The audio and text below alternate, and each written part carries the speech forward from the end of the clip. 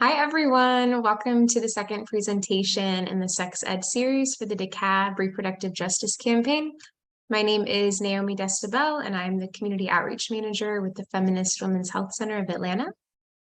Hi, everyone. My name is Sabreen Mohammed. I'm the Manager of Health Education and Research with HEART. And HEART is a national organization.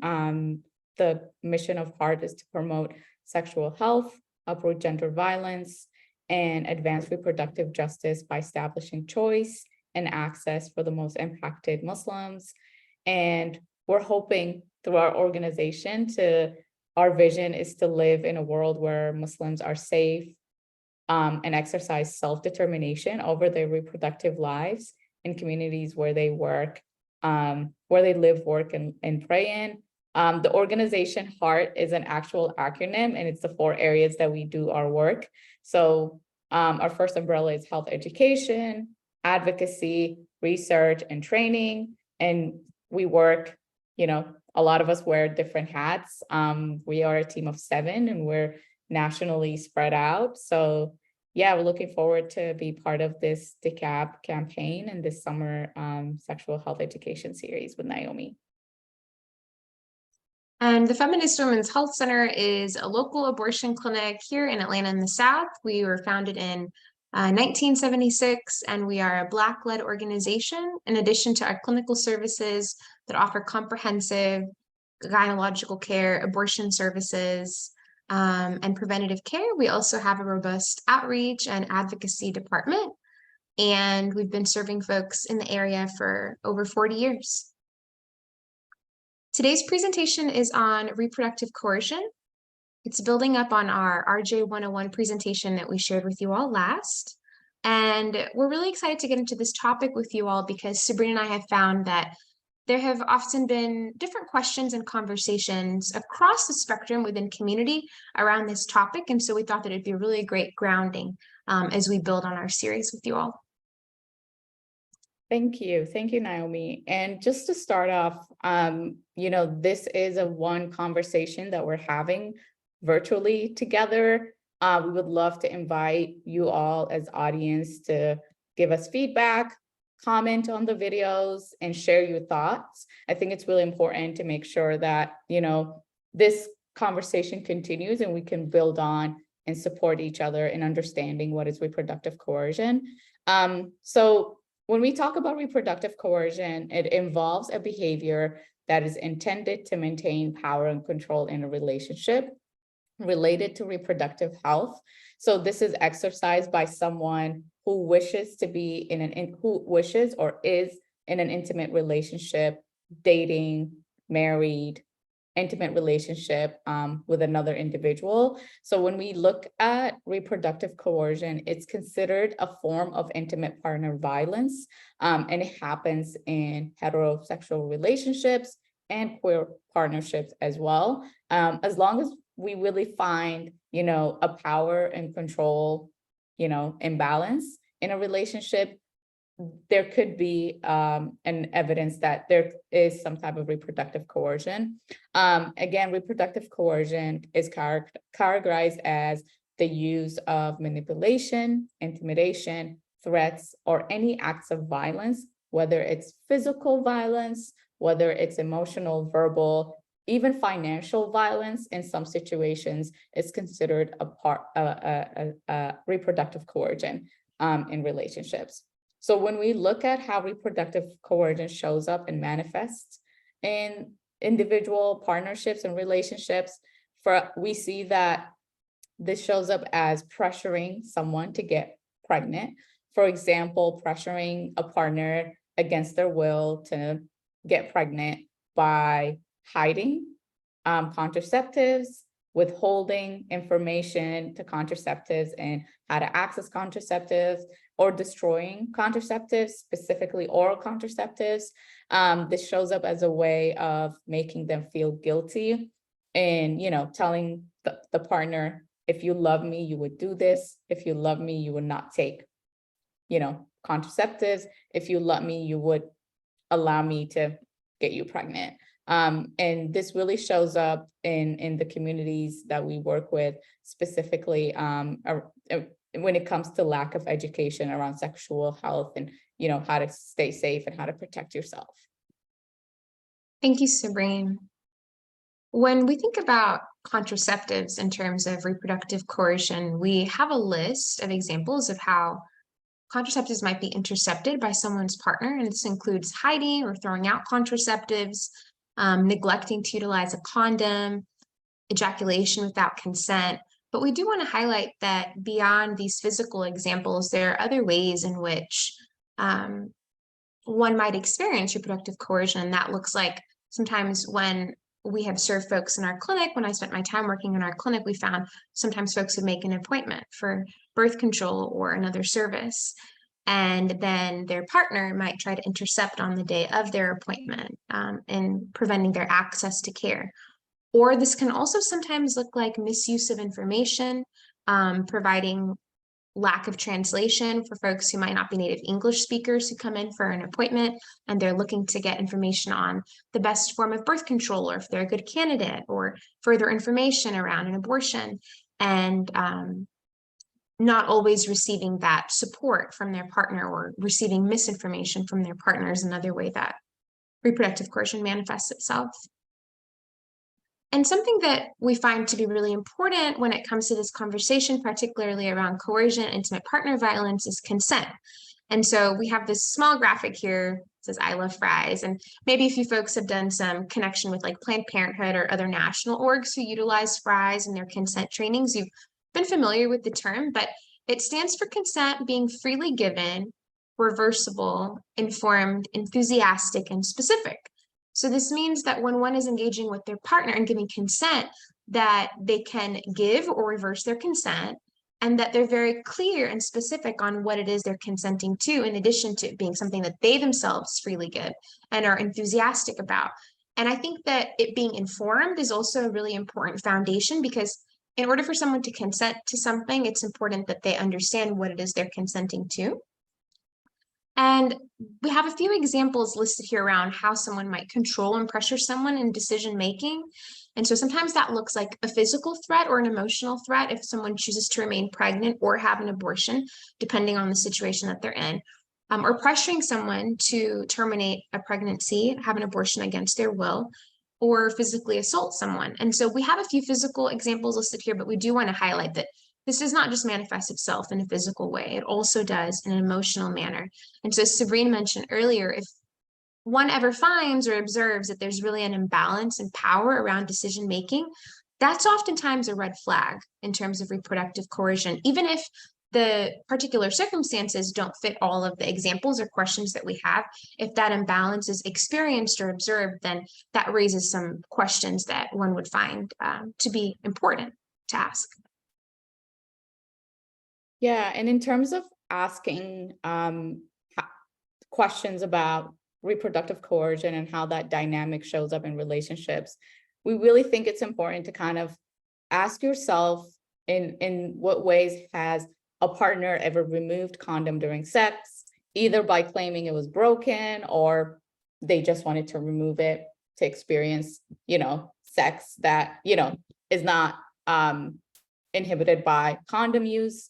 Has a partner ever, hidden, broken, destroyed contraceptive methods that you were using? Have you ever had to hide contraceptive methods that you were using to protect yourself? Has a partner ever tried to tell you that taking a certain contraceptive methods will impact your fertility and your future of having children? I think it's really important to also bring that some of these things are culturally nuanced depending on the culture, the group that you're working with, the cultural group that you belong to as an audience listening to this workshop. I think it's really important to acknowledge that it shows up in various ways depending on your cultural background, religious affiliations.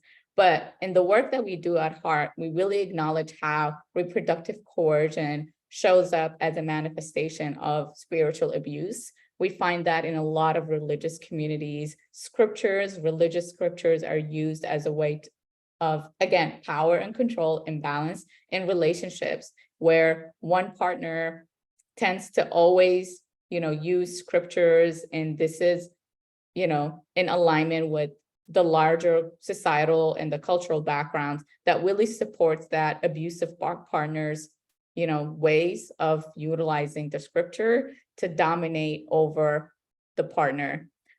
So when we're talking in heteronormative relationships, we find that specifically among Muslim survivors that we work with, it tends to be a male-dominated understanding of religious scriptures that is enforced on women, specifically when it comes to issues of contraceptive use, when it comes to issues of engaging in sex in general. There tends to be a strong patriarchal understanding of religious scriptures that is not very looking at the intersectionality of how actually Islam is a very sex positive religion, and taking all that feminist understanding and nuance from the religion, and that's why we see an increase in issues of marital rape in a lot of religious communities, again using religious scriptures as a way to enforce dominance and control against one partner over the other. And this can manifest in physical rape, marital rape, but also we see it in financial abuse, verbal, mental abuse as well, in addition to the physical manifestations of reproductive coercion. Absolutely. And I think piggybacking off of what Sabreen shared around the different manifestations around how this can arise, the reason that we began to offer these presentations was born out of an offering and request that community members had around sex ed and education. And one of the highlighted issue areas was intimate partner violence. And so because in our work within our organizations, we serve various communities from different backgrounds, we thought it'd be important to highlight different questions that folks might have heard or folks might have asked us before when we've been doing this work on the ground. Something that I think is important to think about, in addition to these questions that we have listed here for folks to ask themselves or to ask community members, is around autonomy. And oftentimes when we think about how patriarchy impacts this particular issue area, it's the pregnant person who often has the unfair burden of practicing birth control placed onto them in the situations of reproductive coercion. And this is something that another partner can equally take on if they so choose. And this is what happens in a balanced and equitable partnership. And so, as we've been saying, when there's any sort of imbalance, then that is more than likely a sign that there perhaps is reproductive coercion that's transpiring. And even if someone merely feels that their partner has pressured them, that can be a sign of reproductive coercion. Remember that the examples that we've listed here are some that we've seen and heard before, but what you all might find working with your community or within conversations that you have in safe spaces might be a little bit more different and nuanced, because I recognize that in different immigrant communities that we serve, for example, at Feminist with our Lifting Latinx Voices Initiative program, or in other wellness work that we've done before, the types of responses that folks receive can be nuanced, but the underlying theme is folks not having power and autonomy in areas that they should around consent. And the reason that we highlight these types of conversations that we've had, are the reason for that is because those are more short-term examples of what might be happening, but the long-term effects really puts folks in danger around their health and their safety. And we want to encourage folks in practicing wellness for themselves and for their community, and not only how it impacts folks' physical health, but also folks' emotional health. The effects of reproductive coercion sometimes might be intended for someone to be forced to stay in a partnership during a time period that they would have left far sooner. And so the purpose of this presentation is to empower folks to be able to make decisions that work best for them and themselves and their partnerships. And just to add to that point, Naomi, is, look, when we look at reproductive coercion, we see that it also enables the cyclical state of mind where kids are exposed, right? Children are exposed to these traumatic experiences that, for instance, their mother might be experiencing, the abuse that person who's a caregiver is going through in this intimate relationship, but also kind of that cyclical poverty that we see a lot of immigrant folks, we see a lot of teens might be exposed to, who did not have that educational and awareness and the resources. This is why, Feminist and Heart and Amplify Georgia, we're doing this work to kind of encourage folks to really be informed and educated and make decisions that best fits their body, their needs, the time that you're living in, that is removed from coercion and abuse and violence. So we really are trying to encourage our own communities, our friends, our families to really be aware of this reproductive issue and reproductive coercion, and how does it show in many communities. Again, when serving Muslim communities, we're vast, right? You have Muslims show up in all colors and backgrounds and cultures and languages. So kind of navigating how that looks, depending on the culture that somebody belongs to, it's challenging, and having these conversations, incredibly challenging among the circles that I participate in as a Muslim woman, as a Muslim advocate, but also just recognizing that some of these measures are societal structural changes that will not happen if we don't have these conversations, if we don't educate ourselves, and if we don't protect ourselves and really equip ourselves with the sexual health education to make sure that we're all are making fully informed decisions that meets our bodily autonomy needs and meets our values, and hopefully help us live a fulfilling life that is that lacks reproductive coercion, and we can exercise full reproductive autonomy. Absolutely. Because we know that when we share this information with folks who are trusted within their communities, they're the ones that can go out and share it with their family and their friends and their neighbors, which is the purpose of why we've been sharing these presentations with you all. We recognize that you all have trust developed within your community. And when you receive this information, not only is it empowering for you, but it's empowering for those around you. And as Sabreen mentioned, information and utilizing the information helps to combat those cycles of coercion or intimate partner violence that might exist. You all shared with us around your request for information and workshops that you're also looking for information to share with your children. And so these are resources that you can share with them and with younger people and teens as they're beginning to develop and making these sort of decisions for themselves. Yeah, and I think, both of our organizations offer incredible resources to do this work individually in your own households, but also within community. And we're providing a list of resources, but also making sure that if any of the things that we covered today, there's any confusion, there's any questions, to just reach out to our orgs directly and see how we can support. I know that Feminist Women's Health Center is doing really amazing work here in Atlanta, and making sure that individuals have access. With Heart, we're a national organization, so it's not a direct service organization, but we will do whatever we can to connect with the resources in our local community and grassroots activist groups to support those who need information and access to basic reproductive, health questions and support, access to contraceptives and whatnot.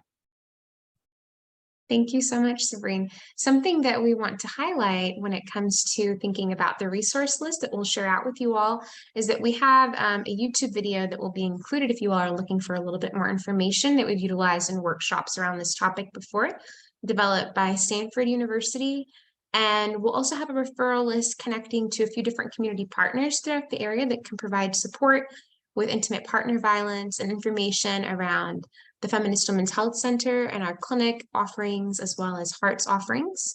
And we do want to highlight that we have a mini mutual aid fund through the Lifting Latinx Voices Initiative program at the Feminist Women's Health Center that has historically supported folks who are survivors of intimate partner violence and reproductive coercion, amongst other issue areas. And so There are a myriad of ways that folks can receive support around this, and we would love for you all to utilize those resources, pass them out, and share them with your communities. Yeah, and similar to Heart, we do have two mutual aid. One is geared towards survivors.